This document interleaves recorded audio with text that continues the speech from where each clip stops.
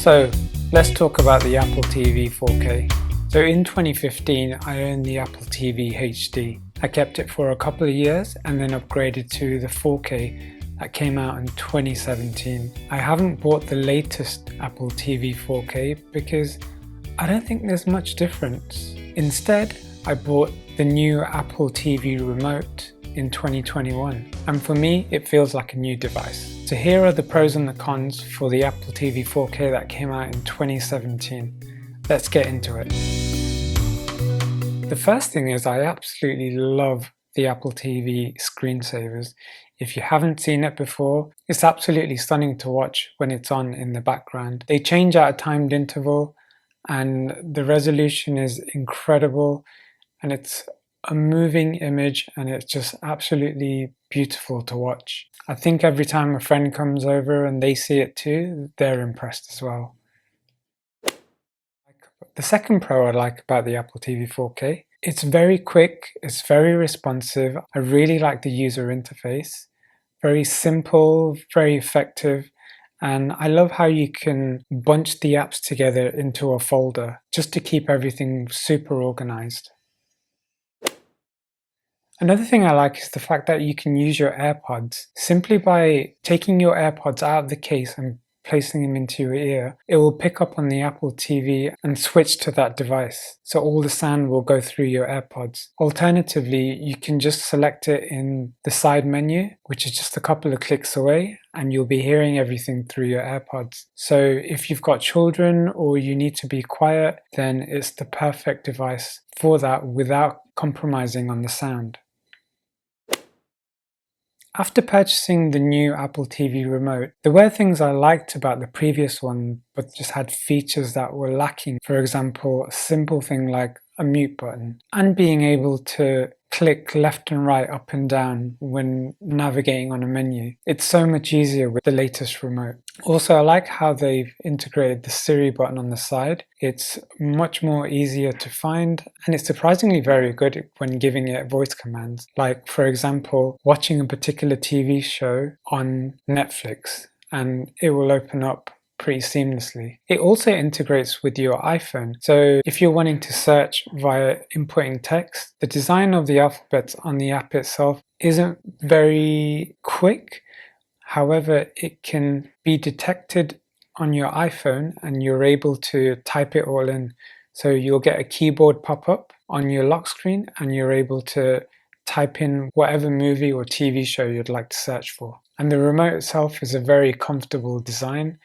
The only thing I do wish about the new Apple remote, I kind of wish it had the soft buttons from the previous one because they were much quieter as well, but I guess you can't get everything. The fact that this new one comes with more features, it's worth getting over the previous model. I also never use my TV remote. I've always just stuck to the Apple TV, and it's a nice simple solution to not have to keep switching from remote to remote, and because of its small compact design, it's very comfortable to use.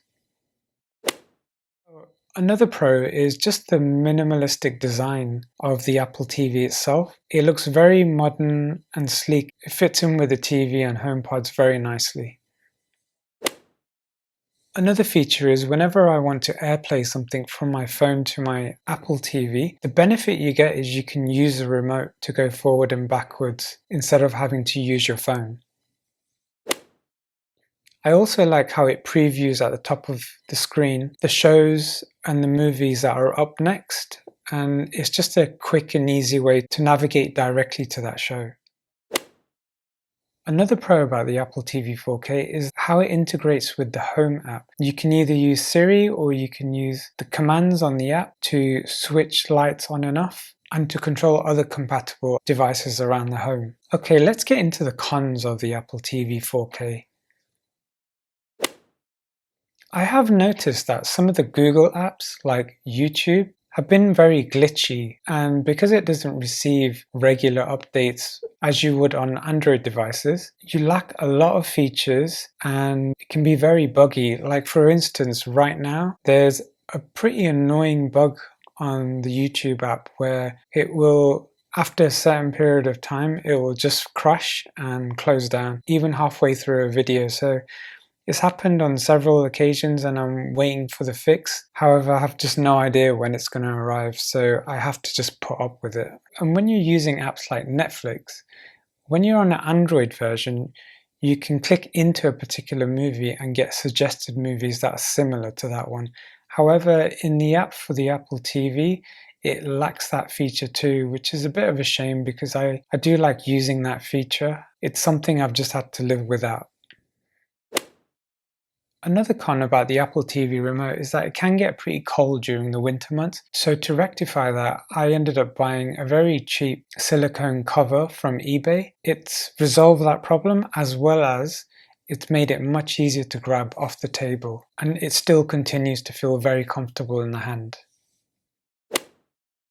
Another con is I've also had issues with using Dolby Atmos and Dolby Vision. With Dolby Vision, I found that the image is a little too dark, and with Dolby Atmos, the volume just seems to be too low, and I've switched off all the settings on my Sony TV to allow all the settings on the Apple TV to supersede it. And I've tried many different variations and combinations, and it just still causes me an issue. So I've had to switch those features off, unfortunately, but maybe one day I'll be able to figure it out. If you're in the Apple ecosystem like I am, I've also purchased 2 HomePods, the first generation, and I use them as a stereo pair for my TV, and it's pretty quick and easy to connect via the Apple TV. However, I do find when using apps like Netflix, the vocal sounds can be a little lower than the background music, and so it kind of ruins the experience, and I'm finding that most of the time I'm switching it off and relying on the TV speakers instead, which is a bit of a shame. But on some occasions for movies, it does come out clear. It depends on which app you're using. Like if you're using the Apple TV Plus app, then it's going to be working perfectly.